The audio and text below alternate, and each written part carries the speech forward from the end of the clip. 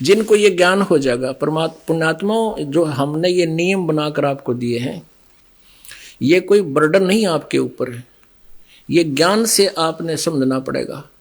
हमने कोई जन्मदिन नहीं मनाना किसी का, हमने खुशी नहीं मनानी, कल न बिजली गिर जाए फिर के मनावांगे।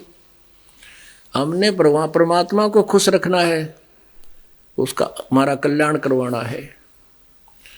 तो ये जन्मदिन भी हमने नहीं मनाने। पर नानक साहिब जी को किसी ने कहा कि प्रभु आप कभी खुश नजर नहीं आते, आप खोए खोए से रहते हो, आप तो साधु संत हैं। तो नानक साहिब जी ने कहा कि ना जाने काल की कर डारे, और किस विध ढल जा पासावे,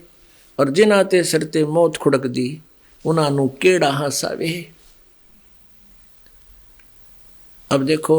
जगह जगह देखते हैं,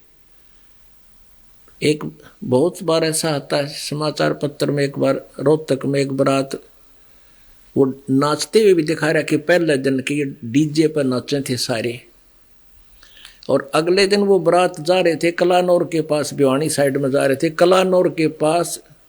वो कार टकराएगी एक ट्रक तय जिसमें दुल्ला बैठा था, और दुल्ला मर गया और 7 और मर गए, 8 मौत इकट्ठी होगी उस परिवार की।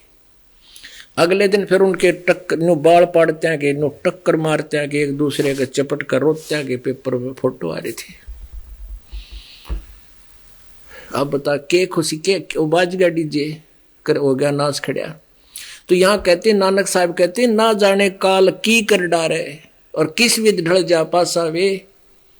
और जिन आते शरते बहुत खुड़क दी, उन्हां केड़ा हासावे। अब नानक साहिब जी से कहा कि हे प्रभु क्या आप कभी खुश नहीं होते? कि खुश होता हूं कि जब ये मेरे बच्चे मेरे शिष्य वापस सत्संग में आ जाते हैं तो मेरी खुशी का ठिकाना नहीं रहता, और जब ये सत्संग सुनकर जाते हैं इस संसार के अंदर जो काल से भ्रमित है, मुझे दिलगिरी होती है, दुख होता है कि कहीं मेरे इन पौधों को कोई दीमक ना लग जा, कोई कीड़ा ना लग जा, कोई काल का दूत इनको विचलित ना कर दे।